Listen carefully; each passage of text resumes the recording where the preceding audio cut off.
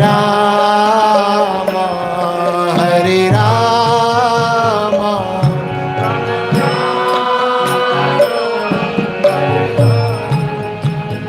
Hare Krishna, Hare Krishna, Krishna Krishna, Hare Hare, Hare Rama, Hare Rama, Rama Rama, Hare Hare, Hare Krishna,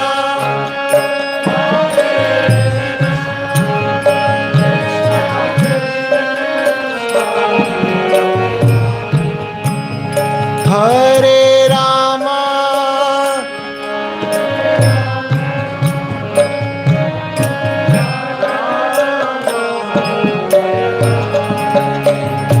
Hare Krishna, Hare Krishna, Krishna Krishna, Hare Hare, Hare Rama, Hare Rama, Rama Rama, Hare Hare, Hare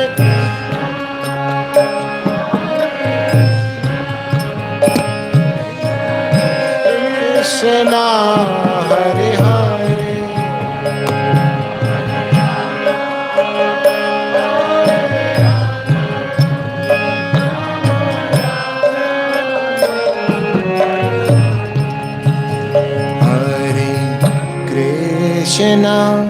Hare Krishna,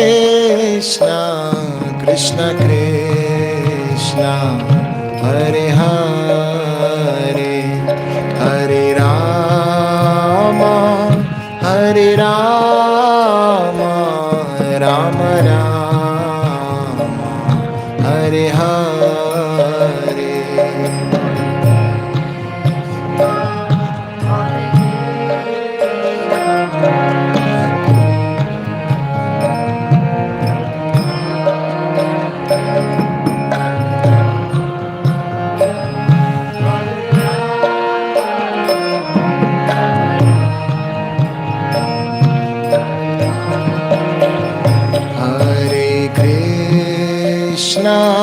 Hare Krishna, Krishna Krishna, Hare Hare, Hare Rama, Hare Rama, Rama Rama, Hare Hare.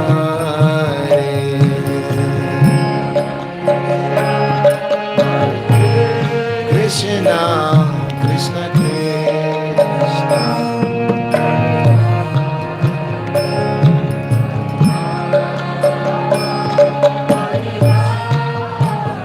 Rama Rama, Hare Hare.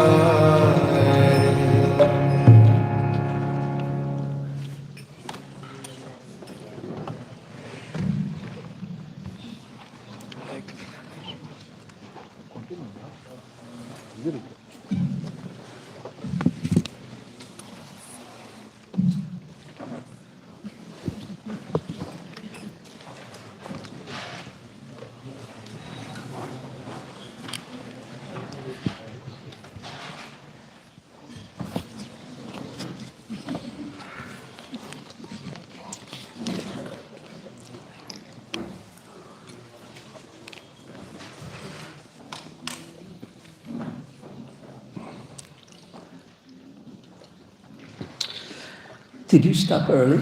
Or is it my imagination? No, I didn't. What time is it then? 4:35. 4:35. Okay. Hare Krishna.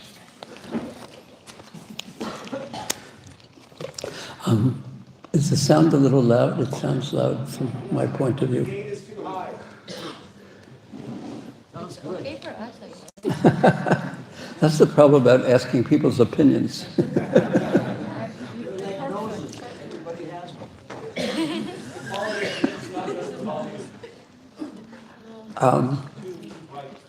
Yeah, it seems a little, it's too much for my ears. Could you could you suggest to him that perhaps he could adjust things a bit? I think we can decrease the gain of this one.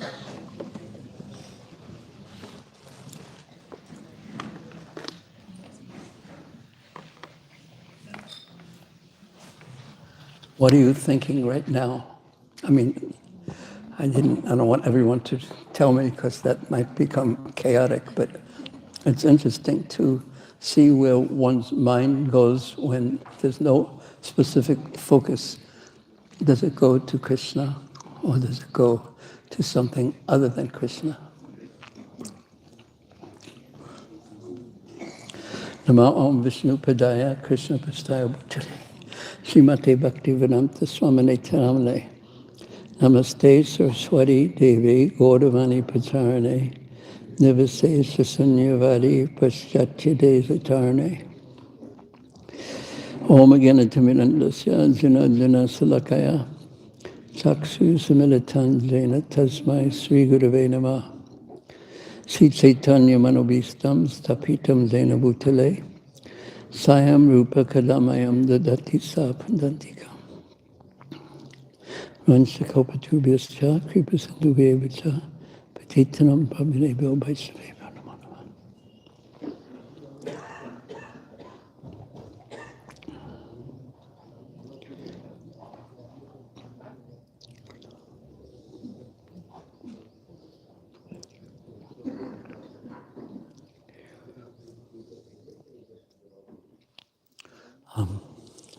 Where's Sunny?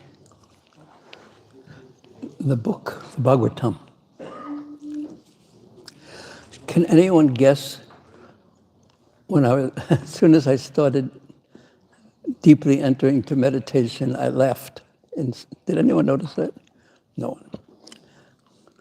Can anyone guess why? No one.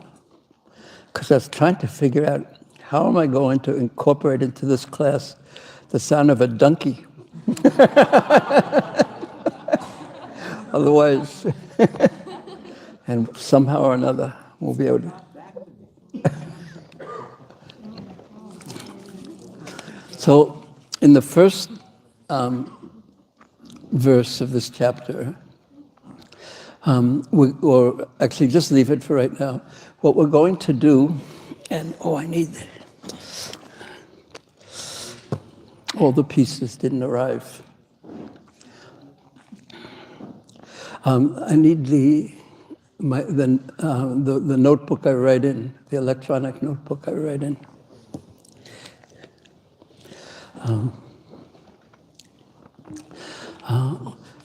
We've heard in the 26th and 27th, the 26th chapter of the 10th canto about the doubt or the bewilderment of the cowherd men. And in yesterday's class, and of course this is after the prior chapters, 2 chapters, within Krishna's Govardhana Lila. So in that chapter, the one we've been hearing for the last 2 days, the cowherd men expressed their bewilderment and they went to Nanda Maharaj. And in this way, what we're doing, and we're going to continue this same mode of discovery.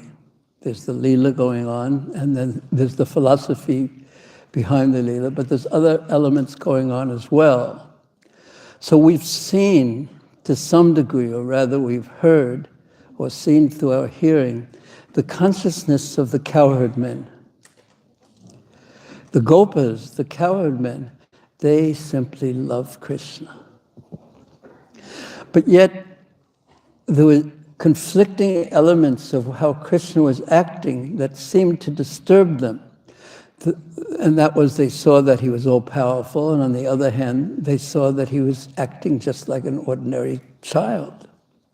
So those two paradoxical components of Krishna's actions, they bewildered them, or amazed them, and they couldn't put the two pieces together.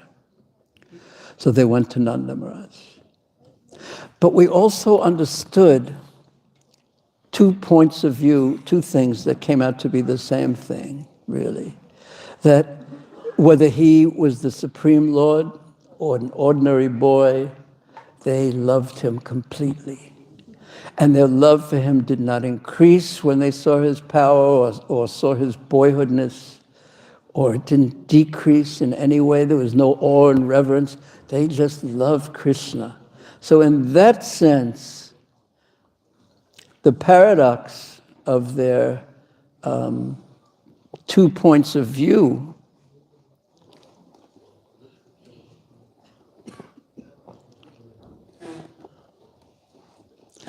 was inconsequential, didn't make any difference at all.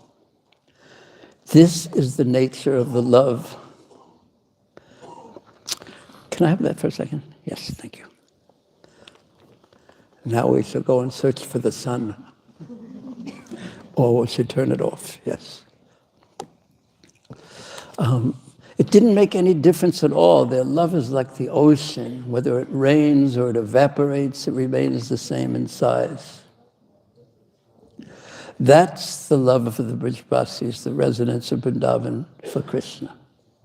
Completely spiritual, spiritually ultimate. And interestingly enough, when Nanda Maharaj replied to them about Krishna's nature, he didn't respond as a Brijvasi exactly. But he did at the end. But he said basically the words, he repeated the words of Gargamuni, Govardhana, and these were the words of a sage, a great learned, all-knowing person when understanding or speaking about who Krishna was, basically saw him as the Supreme Personality of Godhead. Although he covered it because he didn't want Nanda Maharaj's affection for Krishna to diminish, he basically described him, he comes in different ages. He said he was actually the son of Vasudeva. He said so many things, and Nanda Maharaj just repeated those things. So Nanda Maharaj, on one side, was speaking not his own thoughts, his own mood, but he was speaking the mood and thoughts and realizations and knowledge of a great sage. So we have 2 different consciousnesses when they're dealing with Krishna. One, the Brijvasis, they may be bewildered, and then Krishna answered them when they asked Krishna directly the same question they asked Nanda Maharaj. Krishna replied by saying, basically, what really satisfies me is that you just treat me as your dearest of friends and your most beloved relative. It's the affection that I feast on. This is what gives Krishna the greatest pleasure, the affection of his devotees.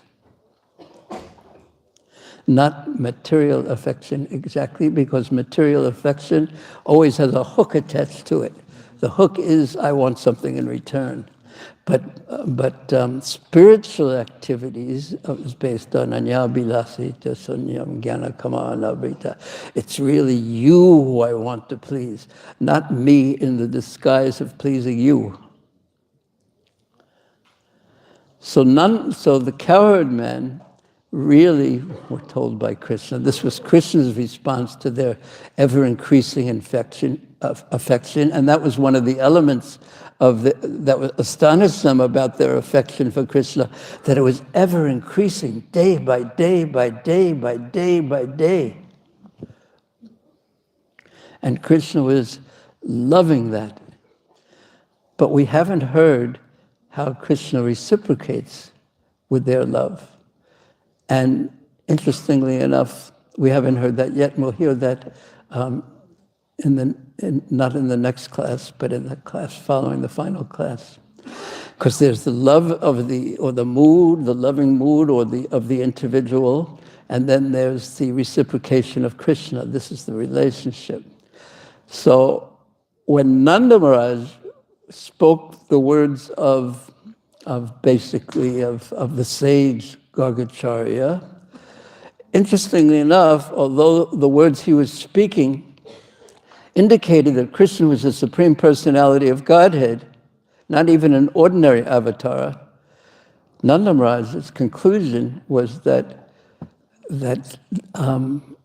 he was somehow or another, he's not Narayan, but he has the qualities of Narayan, and he's the most wonderful boy, and he's the jewel upon our family, enhancing our lineage. And this is due to the Lord's benediction for the worship of Lord Narayan. So he's empowered my son with this.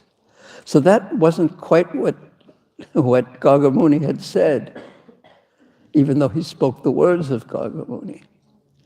So his mood was, my son is the most wonderful. That was Nanda Maharaj's mood.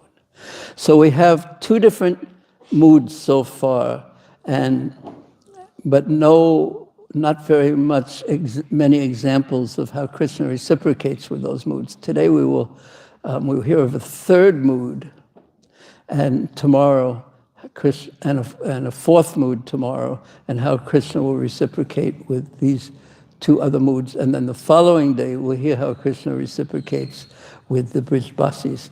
And of course, it is most wonderful. Because when we understand Krishna's moods and how he deals with his devotees and the different levels of devotees, and that's what we're hearing about. There's the level of the Brijbasis, the level of the great sages, and today we'll hear about the level of the great devotee Indra, who has just tried to kill all the residents of Vrindavan, including the cows, but he's a devotee. And tomorrow we hear about his Krishna's reciprocation. And when we understand how the more we give ourselves to Krishna, the more, when we hear about the qualities of Krishna, then the great fear that all conditioned souls have about surrender, not all conditioned souls, but we generally have, we fear giving ourselves to Krishna. Because if I give myself to Krishna, two things. First of all, he's all powerful and he can do anything he wants. And second, if I give everything to Krishna, who is going to take care of me? But when we hear about Krishna's qualities, then those fears go away. And when we see with whatever surrender we do in our lives, we see whatever service we do in our lives, if we have the fortune to perceive how Krishna reciprocates with that, and how tolerant he is, and how loyal he is, and how affectionate he is, and etc., and how he sees the good amidst all else, then we will take further and further steps, because we begin to trust. And trust means faith, and have faith in Krishna. So that's what we're up to, and that's the flow of the philosophy as the Bhagavatam is moving onward from the 26th to the 27th chapter. So before the 26th chapter was the lifting of Govardhana hill and how Krishna protected the residents of Vrindavan. So everyone was so thrilled by that, except for one person, Indra, who tried his best to kill everyone in Vrindavan. That was so extreme, because his sacrifice was stopped, one sacrifice, and he's the king of heaven. That means the king of the universe, practically speaking, and one sacrifice in one village was stopped. And he acted in such a extreme is the most generous word I can use for it, way. He tried to kill everyone, including the cows. So at some point, because Krishna is the greatest teacher, when Indra saw that Krishna paid him no attention practically. He was throwing all his thunderbolts and all his rain was coming down on the residents in Vrindavan. And Krishna didn't care at all. He just lifted up a mountain. He was so powerful, etc. It can give shelter to the entire three worlds. Everyone can get shelter under Giriraj Govardhana. And some of us have been experiencing a little bit of that shelter already. So Indra, without Krishna telling him, I am the Supreme Lord, and you have done terribly by trying to annihilate the people I love most in this world, he didn't say anything. He just ignored him, ignored Indra.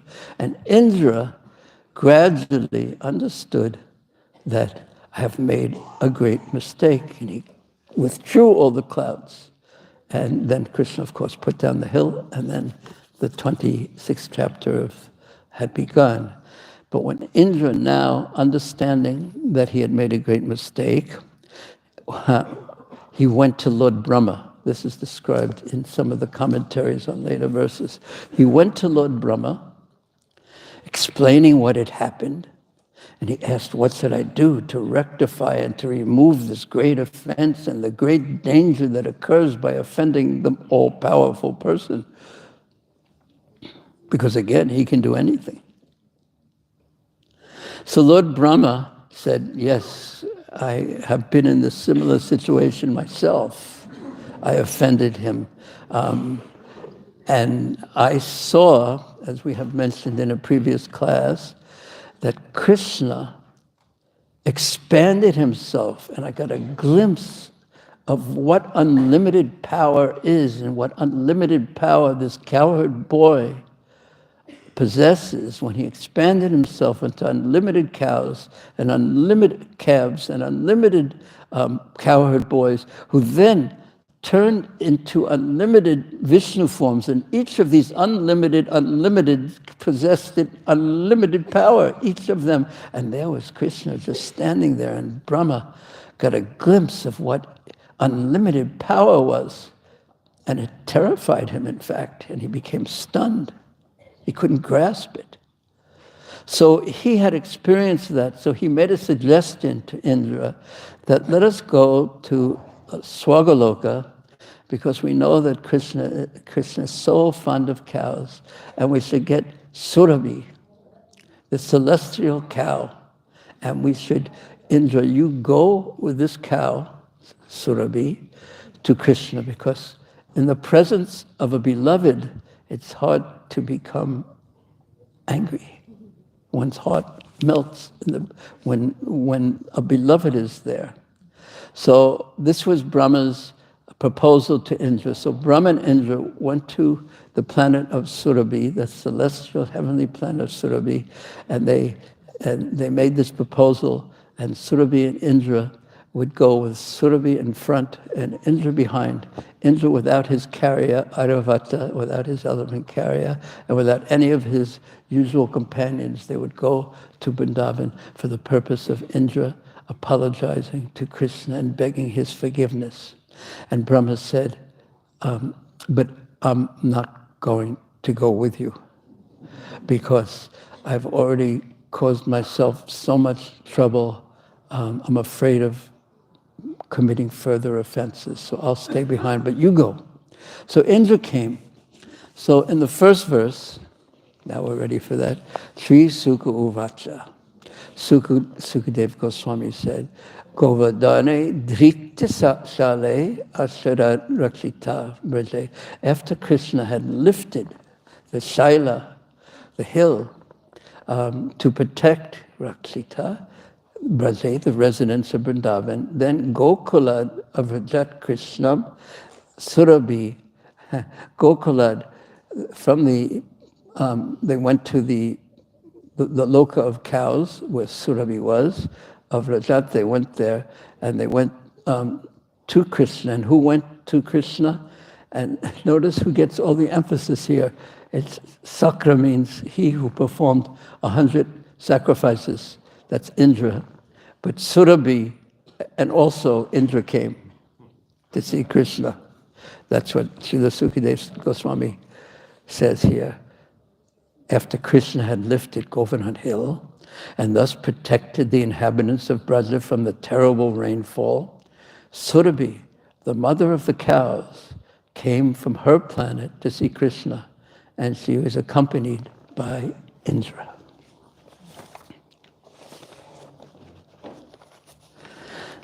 And they saw, when they came from their place to Vrindavan, there's a place just by Govindakund where there's a tree off to the side after you pass Govindakund where they say Krishna was sitting. And Krishna was all alone there. And Indra came, and Surabhi came, and we'll hear that Indra rushed forward himself, even though Surabhi should have been forward, and Surabhi let him go, and we'll hear why later. And Indra saw Krishna in a way that he hadn't seen him before. He saw an indestructible boy who was shining with great effulgence like a sapphire. And he was wearing the clothing of a cowherd boy. Now this was surprising to Indra even because he was all-powerful, and yet he was dressed in such simple clothes like a cowherd boy. And Indra just saw him, and immediately his heart became filled with affection for Krishna. And he looked again and again at Krishna, whose complexion was like a cloud that had water, so much a monsoon cloud that had water in it. And on his chest was the Srivatsa. And also our acharyas quote that he saw with his vision that above Krishna, shading him from the sun, was, I think this is the right mudra. There was either that's a fish or a bird, I'm not sure, but there wasn't a fish there, but there was Garuda with his wings spread, shading Krishna. This was his vision. Because in fact, we see not reality, but we see according to the conceptions of our mind. When we're in a bad mood, everyone is terrible and everything is terrible. When we're in a good mood, oh, Jai Prabhu. So second verse. Indra was very ashamed of having offended the Lord. And also, he was frightened. Approaching him in a solitary place, Indra fell down, and he lay his helmet, whose effulgence was as brilliant as the sun, upon. He thought it would be easier to apologize in private. So even though Surabhi was there, he approached without Surabhi. And Krishna was all alone because he wanted to make it easier for Indra to apologize. So he told the cowherd boys, one of you herd the cows in this direction. I'm going to inspect the hill, around the base of the hill, to see what damage Indra had caused. So he was there all alone. And Balaram wasn't there because, as we shall hear in tomorrow's class, there was going to be an abhishek performed for Krishna, and he was going to be named the Indra, the Govinda, of all the cows, the protector of the cows, etc. And because Balaram was his elder brother, he didn't want this to occur, to get all this honor in front of Balaram. So Balaram, for some reason or another, stayed home. And Indra was ashamed because he not only offended Krishna with his words. If one reads the chapter, he said, this talkative boy, Krishna, this and that, Krishna, they have listened to him. What is he? He offended Krishna by his words, but even more horribly by his actions. The thunderbolts, the rain as thick as pillars. The third verse. Indra had now heard, he had now heard of, but not only heard of, but he had seen the transcendental power of omnipotent Krishna. Omnipotent means his power is everything and everywhere. And Indra's false pride in being the Lord of the three worlds was thus defeated. His false pride had been removed by Krishna. It had been crushed by Krishna. So therefore, holding his hands together in supplication like this, after placing his head with his helmet at Krishna's feet, and there was Krishna as a beautiful young boy, a cowherd boy, he placed his hands in respect and supplication, surrender, and he began to speak as follows. So there are, from this verse, the fourth verse, to the 13th verse, there are 10 verses of Indra's prayers to Krishna. Now, in this, I've divided them into 1, 2, 3, 4 sections. And this first section is 4, 5, 6, 7, 4 verses. Now, Indra's going to glorify Krishna's position. Especially, he's going to say that Krishna is fully beyond the modes of material nature, that he is transcendental. Because this is the opposite of what he was thinking. He was thinking that the sacrifice was being offered to me, and Krishna, this talkative boy, being so greedy, which means the mode of passion, so much affected by passion, he's willing to go against the entirety of the Vedic scriptures. He's willing to go against all the traditions. That this has been going on for years and years and years in Braj, that I've been offered sacrifice, due to his pride, due to his arrogance, due to his passion. He's done these things. But now he has understood that Krishna, there's no modes of material nature that affect Krishna, but very often the faults that we see in others, very often if we examine our own consciousness, perhaps some of those same faults that disturb us so much in others happen to be faults that perhaps maybe that we have some part of us that perhaps maybe and what we're seeing and what disturbs us so much are qualities that need correction in us. So these 4 verses will discuss this. In the 4th verse itself, Indra, this is the first verse of his prayers, he said, King Indra said, "O Krishna," and remember he's standing in front of this beautiful, effulgent boy. "O Krishna, your transcendental form, a manifestation of pure goodness, not even born of the material mode of goodness, sattva-guna, but it is Shuddha-sattva, Vishuddha-sattva. It is manifest from that. It is that you are Satchidananda. It is undisturbed by change." Now, when something is undisturbed by change, one is saying, practically speaking, that it's undisturbed by time. The time, neither time nor any modes of material nature affect Krishna. And time he will speak about soon, separately. Your form, your transcendental form, shines, is effulgent with knowledge.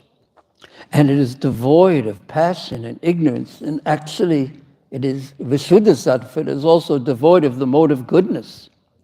And in you does not exist the mighty flow of the modes of material nature, which is based on illusion and ignorance. So we're going to hear in his prayers so much about how he views Krishna, but it is also how it is also instructive for devotees who are not yet on the Braja platform, like Indra is not on that platform. This is how a conditioned soul who is a devotee or aspiring to be a devotee can approach Krishna, understanding these points. So if in you does not exist the mighty flow of the modes of material nature, because the modes of material nature, they flow through us. I mean, I shouldn't say us.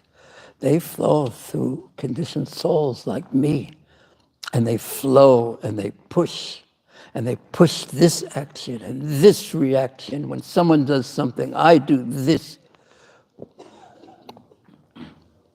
And when someone does something like that, I know how foolish and I'm rightfully angry at them. These are the modes of material nature working to such a degree, and these modes are based on, they're mighty, they're unstoppable. Daiviesha gunamayi mama maya dharatyaya. They're unstoppable, practically speaking.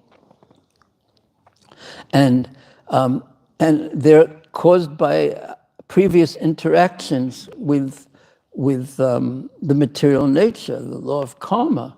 So I'm in a particular situation with a particular body, which is controlled by the forces of the mighty flow of the river of the material energy due to my karma, due to the reactions against the actions that I've performed previously, and it's mighty. And if I remove that conditioning, which includes my body and my mind, what's left? What's left is me. But I don't see that. Therefore, Mahaprabhu says, Cheto Darpana Marjanam, that when the mirror is dirty,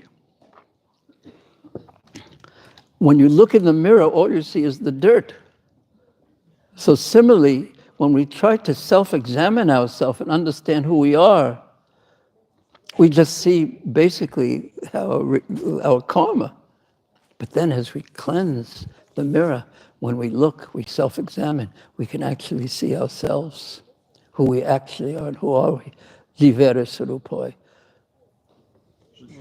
Krishnaya Nityadas. We are Krishnas eternally. So, and this is based on illusion, ignorance of reality, illusion, this dream that I live in, the dream created by my material mind. And it's always going on, this dream in my mind. And there's a whole narrative, a whole discussion, a whole story that goes on in my mind continuously about what's happening in the world, with me in the center of it all. And this is illusion. And the proof that our illusory sense that I'm the center of existence is indeed an illusion is that I feel myself the center of existence, but I can't convince anyone else that I'm the center of existence.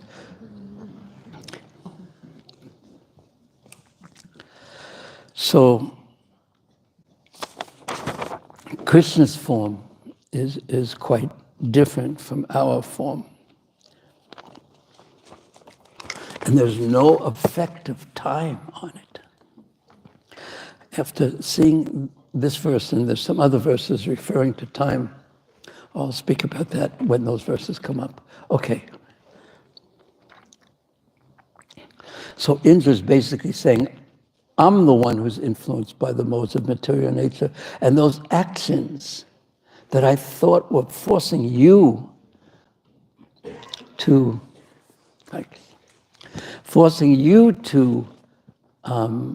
stop my sacrifice. Those actions that I was thinking caused by the modes of material nature were actually just to reflect in you the symptoms of an ignorant person, such as greed, lust, anger, and envy, which are produced by one's previous involvement in material existence. And that previous involvement in material existence that causes one to act with greed, lust, anger, and envy, our karma, that causes further reactions. And those further reactions, or those further actions in the modes of material nature, those further actions in the modes of material nature, caused by the modes of material nature, entangle us into further karma. So therefore, every soul conditioned by the material nature who comes to this world is carrying such a huge, huge bag of karma behind them, and we're just getting a little, like an iceberg. It's so much of it exists unseen, aparabdha karma, unseen. And therefore, it's so difficult to get free from the control of these modes, even though we try. From now on, I'm not going to do this. From now, I'm only going to do this. But we're carrying this huge load of karma with us, and we're just getting the parabdha karma, just a small portion for this life.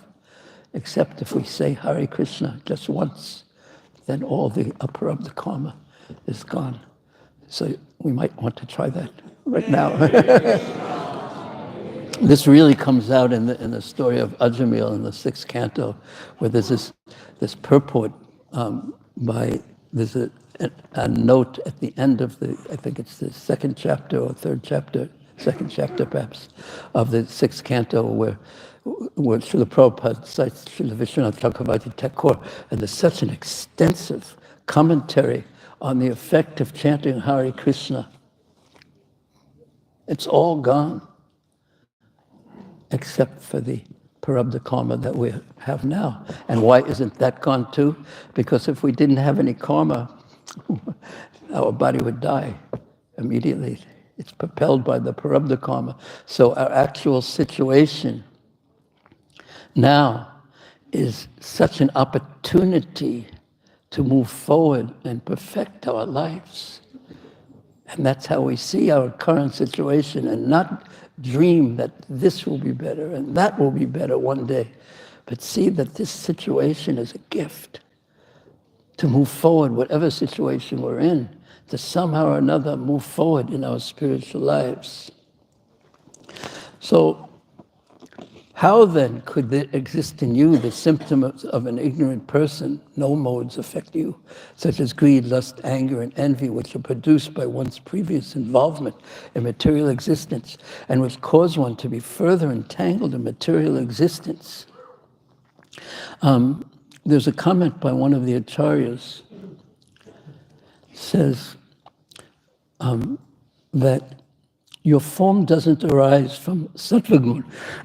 It is Visuddha sattva. It is fully spiritual.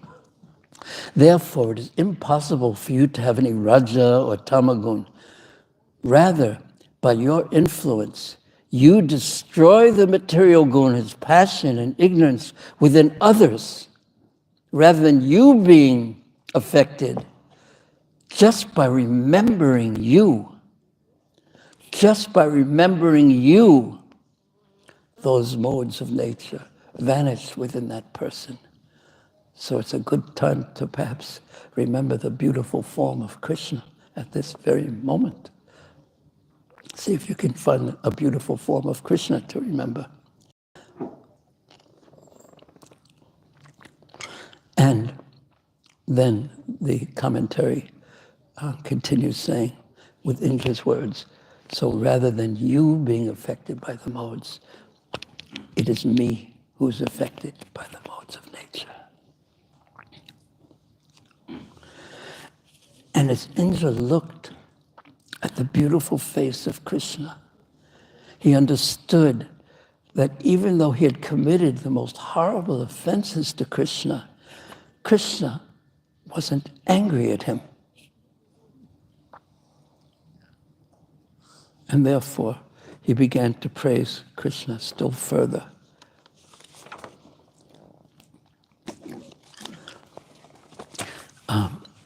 Before the next verse.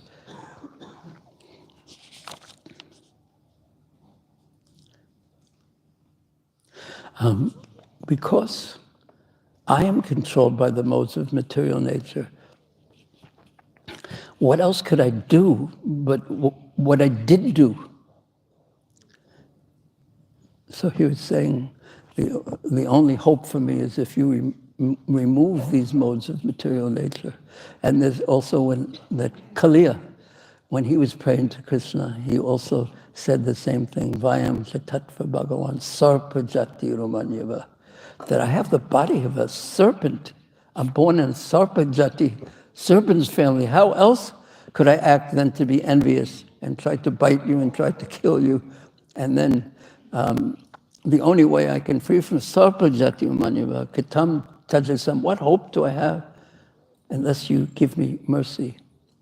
And this is a good mood, not to avoid responsibility for our actions, but it's a good mood in which we can approach Krishna saying, I need your mercy.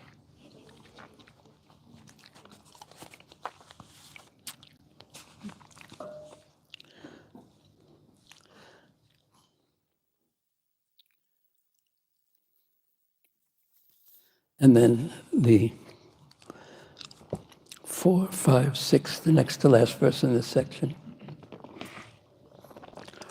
And yet, even though it's your modes of material nature that on one level are causing everyone to act in this world, and on one level no one has responsibility for it, even though everyone gets the reactions and have to suffer the reactions to their karma. Yet, and this is what he's speaking about, and yet, as the Supreme Lord, you impose punishment, because you have punished me,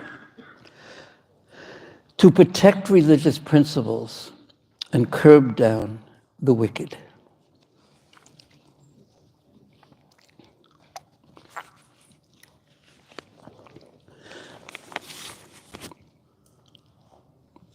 Yes, go to the next. You are the Father and the spiritual master of this entire universe, and also its supreme controller. As the Father punishes or chastises his children just for their benefit, the intention, the motivation is affection. And you are the spiritual master. And recently I heard a lecture of Prabhupada where he was just saying how the duty of the spiritual master is he should not flatter his disciples. He should chastise them and chastise them and chastise them. And he quoted Chanakya Pandit saying, if you do that, then good qualities will come out.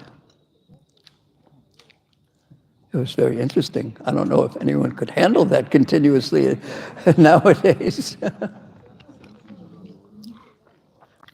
Because we all want to, the flattery and because everyone is inherently so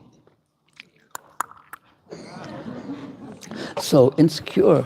So when we expect the Father and the spiritual master just say nice things about us, to try to remove that insecurity in that sense. But there's a story that Prabhupada told. I think it came from a French novel, Les Miserables, where there was one. Prabhupada told this story. How there's this one boy whose parents died, and he was brought up by his grandmother. And whatever the boy did, his grandmother said, oh, it's so wonderful, you're so wonderful. And he did naughty things, and people would complain, oh, he's so wonderful, my boy is so wonderful, my grandson is so wonderful. And everything he did, dishonest, honest, his grandmother just fed him and gave him things and flattered him and everything. So the boy turned out to be a criminal, and he stole, and he was very sure of himself because of all the flattery, etc. And then at some point he killed someone, and he was put in prison, and he was sentenced to death. And they asked him, do you have any last requests? Prabhupada told the story. And the boy said, yes, I want to see my grandmother. And the grandmother came, and he was in a partition, but the grandmother was, there was a way that the grandmother could come close. So he said, grandmother, please come closer. I want to tell you something. Come closer, come closer. I want to whisper something in your ear. And then he went, arr! And he bit off her ear and said, if you had chastised me and taught me right from wrong, I wouldn't be in the situation I'm in right now. So, all you parents, and that's why we send our children to school also. Yeah, that's what happens when young children go to school. It's such a shock. The young ones in the beginning, because in the family, they're the center of everything. And then they go to the school, and you get all these little kids who all think they're the center of everything, and all colliding with each other. And they learn this, what's called the unwritten curriculum, is how to deal how to deal in society. That's what's learned in school, and how to get along with others. So you are the father and spiritual master of this entire universe. And also its supreme controller. You are insurmountable time, imposing punishment on the sinful for their own benefit. There's something so important in this. Tatenu kampam susamikshmano, that no one likes bad things to happen to them. No one thinks, oh, how wonderful, except for Kunti Devi, who is praying for that, but with a different mood, actually. But no one wants pain. No one welcomes that, and difficulties and situations that cause difficulty to ourselves and our beloveds. No one likes these things. But this is time acting, and it's insurmountable. That means unstoppable.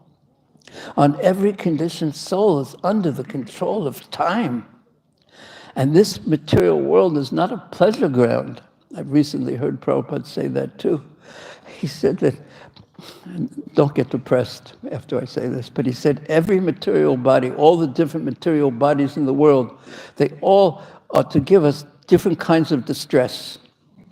That's what our body is to do. We have so many hopes and plans, and we're trying to move this out of the way and bring the pleasure things closer and move the things that give us misery out of the way. But it doesn't work like that in the material world. And then ultimately, time finishes us. When I was reading this, I looked. There are two, in the Western vocabulary, there are two pictures of time. One is they call the Grim Reaper, and the other is Father Time. Anyone ever hear of this? The Grim Reaper. So when you see the Grim Reaper, there's pictures of it. It's death, and he has a scythe, the sharp instrument for cutting down the sickle, in the fields, all the weeds and all the plants, and he cuts down ultimately everyone's life. And Father Time, the picture for that, and he has sometimes there's a skull at his face. It's quite frightening when you see it. It's very dark. I was going to show you that, but I thought I'd ruin your dinner, so I didn't. And then there's another concept, Father Time. And Father Time, they make him usually funny looking, and he's the picture I saw just before was that he was teaching a young child to read and do something good, and he was an old, kindly man, but he still had that sickle. It was so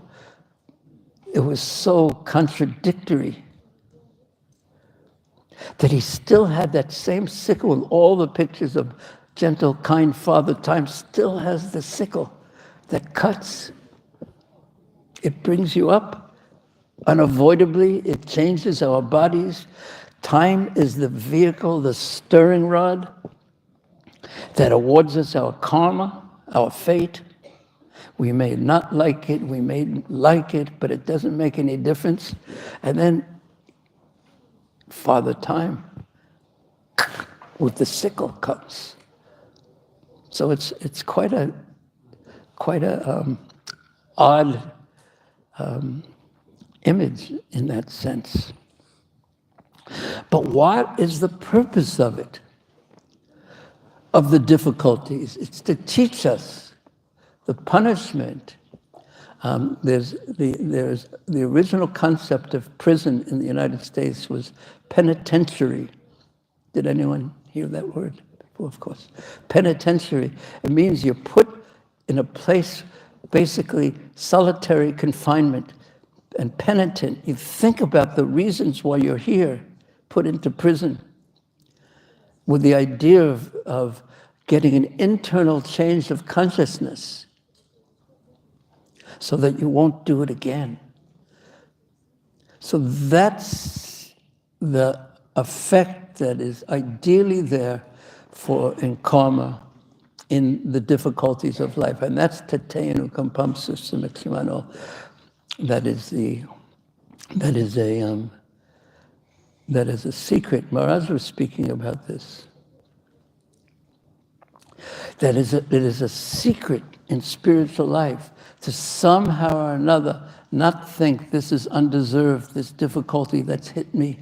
It's not undeserved, but somehow, hidden as it may be, I'm supposed to learn something, and Krishna's mercy will shine through. I'm supposed to learn, not just be glad it's over with, but I'm supposed to learn. And this is the thing that we're supposed to learn, that when in difficulty, that not with one's words alone, but with one's words, body, and heart, one should pray to Krishna. Namaste to Krishna. That Krishna, somehow this is your mercy, and praise you, praise Krishna and his kindness. And if a person who has that transcendental consciousness, who sees Krishna in all situations, even the most difficult situations, jivati or mukti pade sadayavak, that person seeing Krishna everywhere is already in the spiritual world, and he naturally inherits the kingdom of God. Naturally.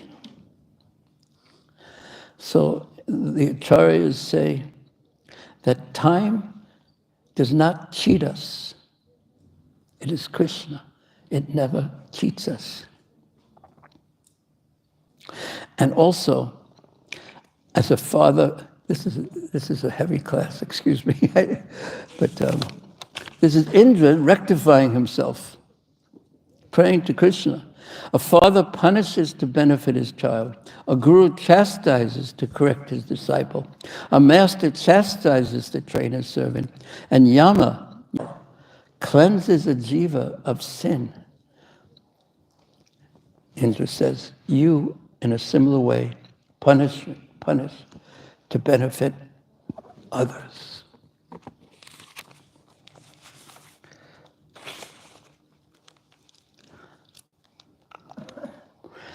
And my fault is that you had given me some power.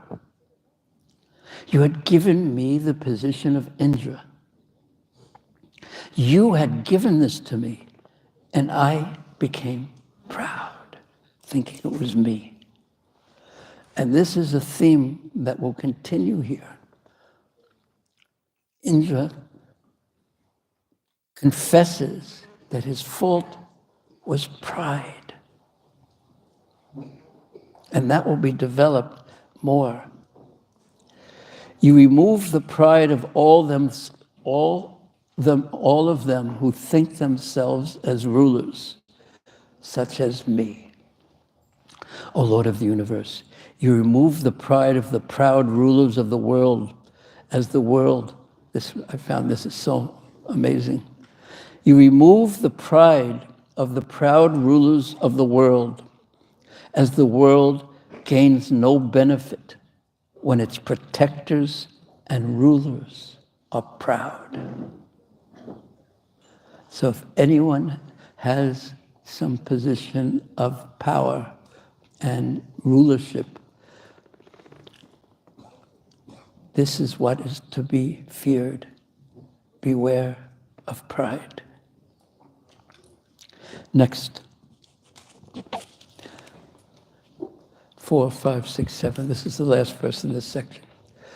Even fools like me, Indra said, who proudly think themselves universal lords, quickly give up their conceit, their pride, self-pride, and directly take to the path of the spiritually progressive when they see you are fearless even in the face of time. Time and the effects of time causes fear within everyone. But Krishna, when the great, great storms came, he just fearlessly held up the hill. No effort. Omnipotent, all-powerful. That's Krishna. One asura after the next was killed by Krishna. He's fearless in all circumstances. Kamva dayalam sharanam brajema. Who could take shelter of someone better than Krishna, who's so merciful? And yet, we need perhaps the step-by-step, unless we are already very, very pure-hearted and simple-hearted. We need the step-by-step experience of Krishna's protection so that we trust that.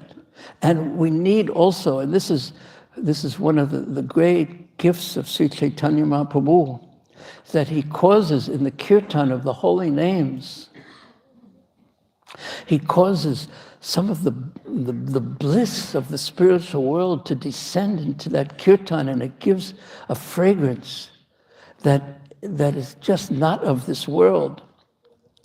I remember one time there was this huge kirtan in the streets, the downtown streets of Melbourne, where His Holiness Kadamba Kannan Maharaj was leading it. And the people they couldn't figure out where this came from. It was just, there was 100 devotees, or maybe even a few more than that, chanting and chanting.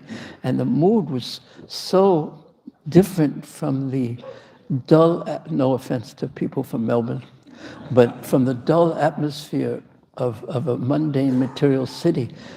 And there was this one girl specifically I saw, she was with her friends. And when the kirtan was going on, she lost control of herself and she jumped into the kirtan and started dancing and dancing and dancing. And suddenly she realized, what am I doing? she sort of pulled back and her friends went, that was close, wasn't it? But it was so overwhelmingly powerful, that type of kirtan. And that kirtan that Kaviraj Goswami calls Prema Nama Kirtan, it can drown the world. When even in Jagannath Puri, when the devotees, Mahaprabhu's devotees from Bengal came to Jagannath Puri, and they were doing kirtan, and Maharaj Pratapuruja, Sarvabhauma Bhattacharya, and Gopinath Acharya, they were on the roof of the king's palace. And when Pratapuruja Maharaj heard this kirtan, which was instigated by Sri Chaitanya Mahaprabhu, and in his mood, in his associates, he couldn't believe it. He said, what is this? And the reply was, Prema Nama Kirtan. This is the chanting of Krishna's holy names in great love for Krishna, in great love for Krishna. It's captivating.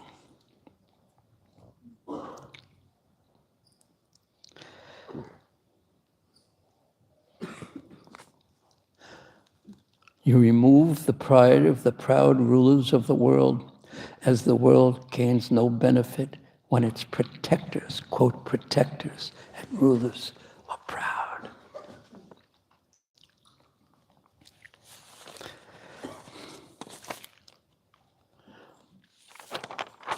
I have to read this directly because sometimes I put the comments of the acharyas together, so I'm not sure, but it must be.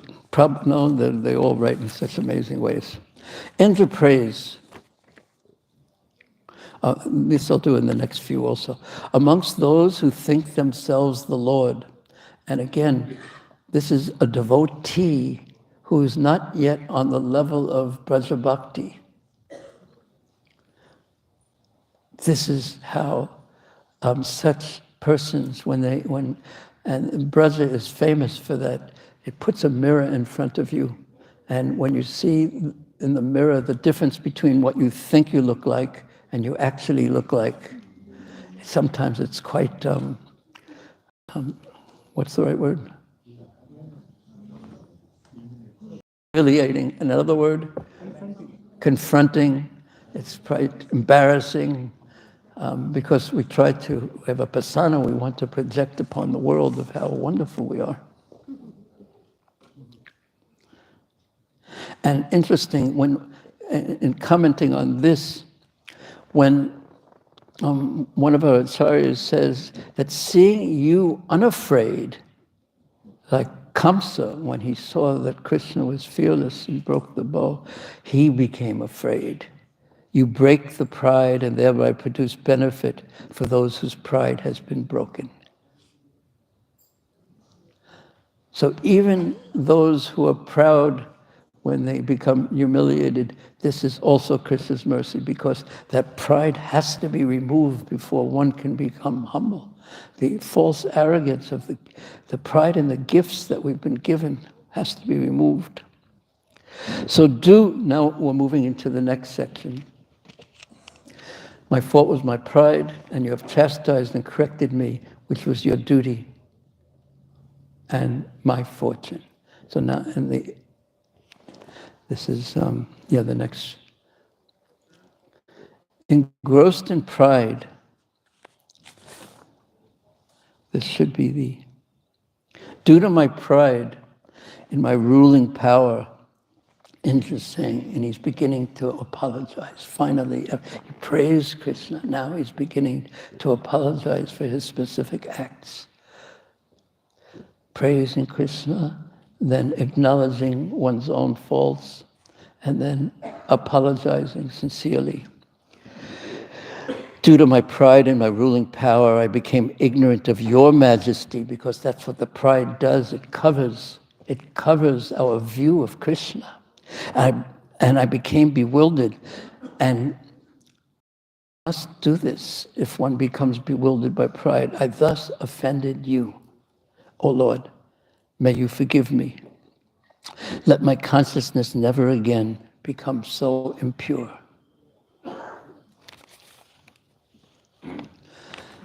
Comment. Indra fears that Krishna may say, Govardhana, to protect Braja, not to punish you. But now I will call Yamaraj and arrange for your punishment. And fearing these words, Indra in great fear speaks.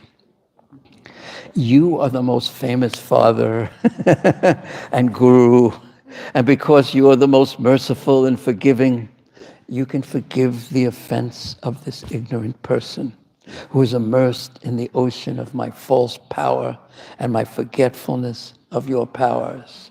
1 second, our false powers can be removed. And you should not purify me by punishment, because I am like an animal. And the moment after the master has beaten the animal, it again commits the same offense. Instead, please be merciful and correct my bad tendencies so that my animal tendencies do not arise again. The commentary continues. Indra does not make this prayer with completely pure heart, for he shows submissiveness in order to save himself. Later, however, he again challenges Krishna's position when the Lord takes the Parijata tree to Dwarka from Indra's heavenly kingdom, and famously Indra fights Krishna again. So Krishna, he uses even our impure tendencies, he uses those for his own pleasure and for his own pastimes. Next verse. You descend into this world, O transcendent Lord, to destroy the warlords who burden the earth and create many terrible disturbances. O Lord, in doing this, you simultaneously act for the welfare of those who faithfully serve your lotus feet. This is the vision that Krishna gives of his descent in the Bhagavad Gita. Paritranaya sadhunam vinasya chadaskritam. Very different from the Brijbasis mood when they look at Krishna. They don't think about themselves and their difficulties and their suffering. They are only concerned with Krishna and Krishna's pleasure and making sure that Krishna doesn't suffer anything.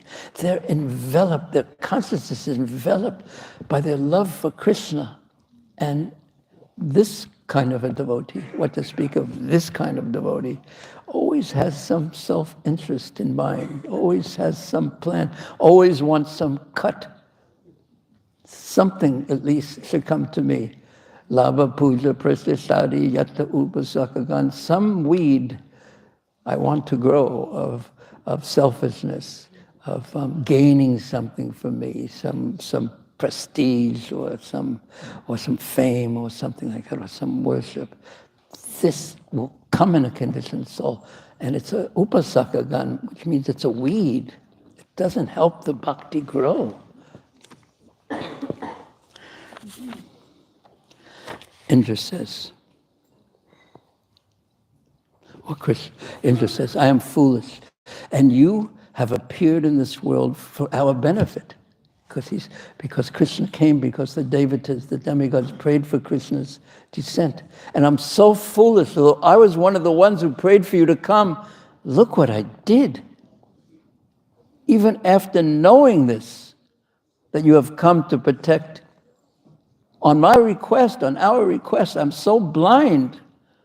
And now, having been punished, I've attained better vision and can understand the truth. But you come to destroy the leaders of the demons who create a burden for the earth, and in order to produce auspiciousness for those who serve your feet, you come to remove the demons and to protect those, the sadhus who serve you, those who are pure, those who are devotees. But you just lifted the hill, and you didn't punish me, nor did you protect me. I'm in neither of those categories. You didn't bestow auspiciousness on me, you basically ignored me. Varuna said this too when he prayed to Krishna to please either chastise me or forgive me, but don't ignore me. That's considered the worst of punishments. To ignore someone, to push them out of the circle of your affection and relationships. This is my misfortune. You are just letting me go on my foolish ways, and I'm begging you for something, for some mercy.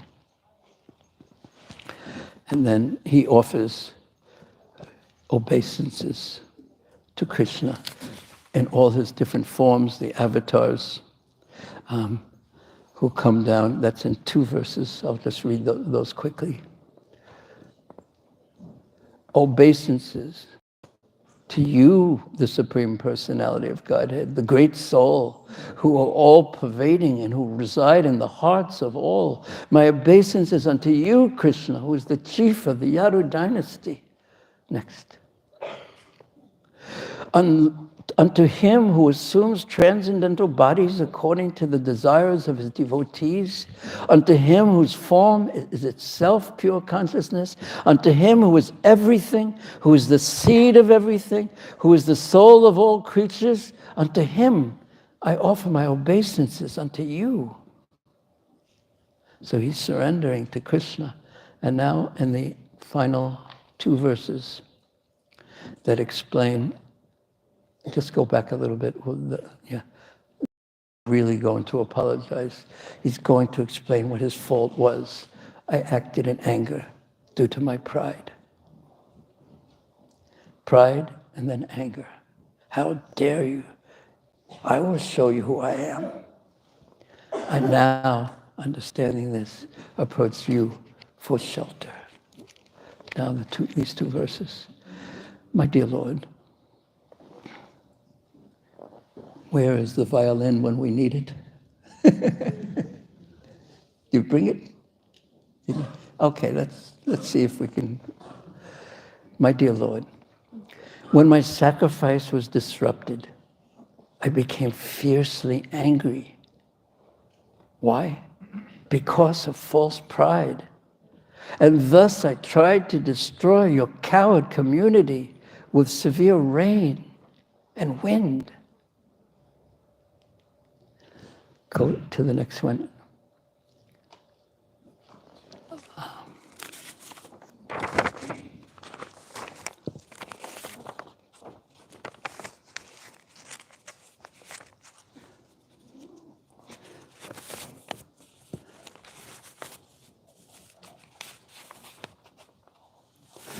Go back. Play. I mean, not you go back. I mean, go, yeah. My dear Lord, yeah, we need your help. My dear Lord, when my sacrifice was disrupted, I became fiercely angry because of false pride. Thus, I tried to destroy your coward community with severe rain and wind. Now, Acharyas give this comment. Krishna may reply to Indra's words, O Indra, you are my devotee. This I understand from your recitation of praise. But somehow, without your permission, your wicked clouds attacked my brother. Therefore, you should punish them. Fearing such an innocent scolding from Krishna, Indra considered, alas, I cannot be duplicitous, hypocritic with the supersoul. He knows everything already. Therefore, Indra decided to admit that everything that had occurred was his own fault. And he said this first. And Krishna said, Indra, how is it possible for my devotee to do this? Indra admits the truth of what he has done. When my worship was stopped, I became angry. Krishna says, though I, your master, stopped your worship, I cannot believe that you, my servant, would do such a thing. Indra says, what is not possible when one is proud? Krishna responds to Indra's admission, though pride may somehow arise in my devotee will remove that pride with his intelligence. Won't he? Indra again responds, but intense anger destroys even intelligence. Indra continues, the great mercy you have shown me, who is such an offender, is special. I have personally just performed this act. It is most despicable, terrible, horrible, abominable that I tried to destroy Braja. I did this out of pride and intense anger. O Bhagavan, O Lord who knows everything, you know my wicked nature. What more can be said about my pride? O Lord, although you yourself, Bhagavan, full of all power, was personally present, I nevertheless attempted to destroy Braja. How serious is my offense? Now, the next verse.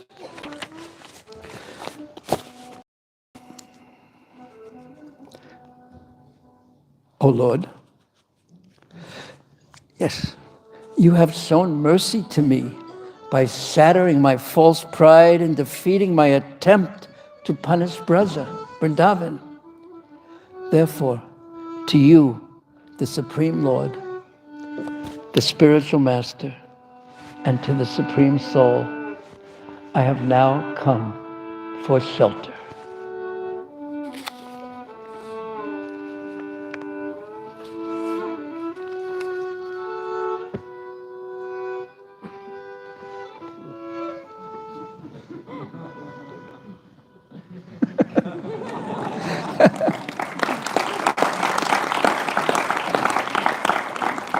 So this is how Indra, who was a devotee, but not yet on the level of Braja, approached Krishna. So now we've seen the Brijbasis, the gopas, how they think about Krishna, how the great sages think about Krishna, whose words Nanda Maharaj, Gaga Rishi's words, Nanda Maharaj spoke.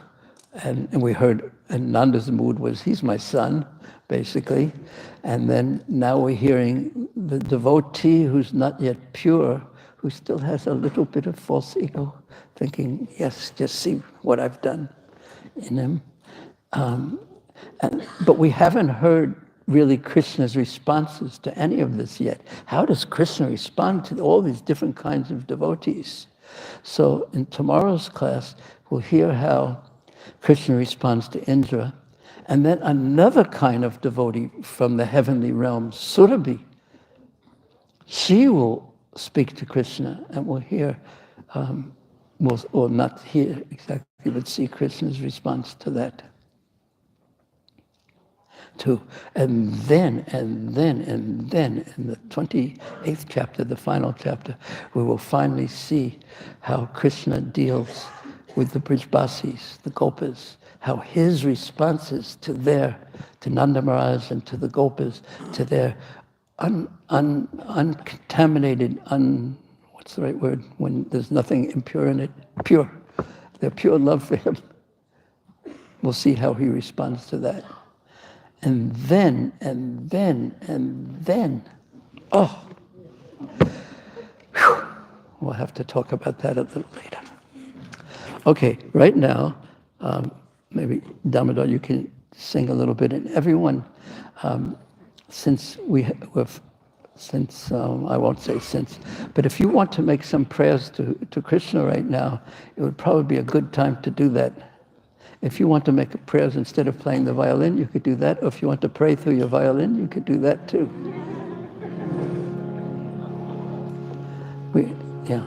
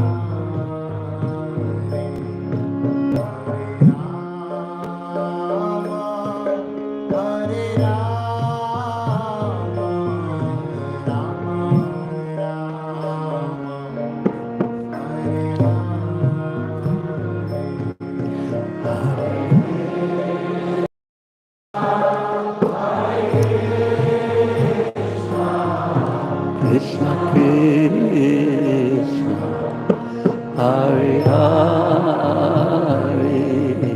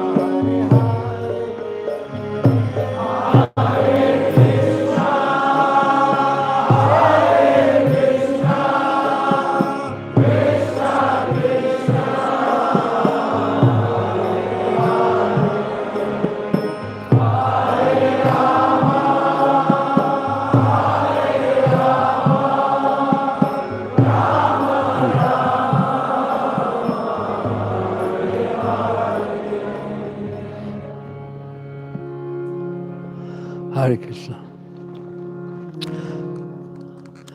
Hare Krishna. Now it is time for prasadam. Hare Krishna.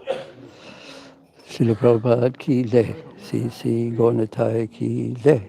C.C. Radha Govinda, Radha Gopinath, Radha Shama Sundar, Krishna Balaram, C.C. Gaurnitai ki jai.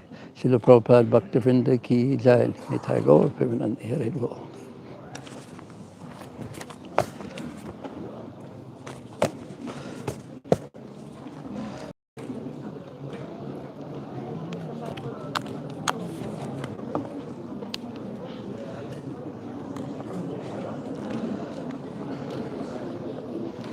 Hare Krishna.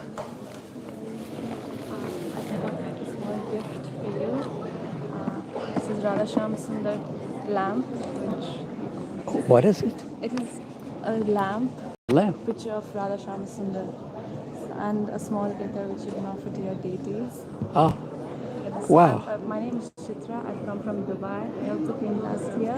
Yes. Last year I came with my mom. This year I just came alone. She couldn't join me. And this is a small donation from both of us. Oh, how kind. What do you do in Dubai? I'm studying in Dubai with my family over there. Okay, how nice. Have you been participating in the Alone with Krishna parts? Yes, Maharaj. I was participating more during the Holy Name retreat. Yes, yes. Yesterday I couldn't go, and I just came to get best. I missed one day. Yes. You feel happy in the shelter of Giriraj Govardhana? Yes, this is the first time Sorry. I realized.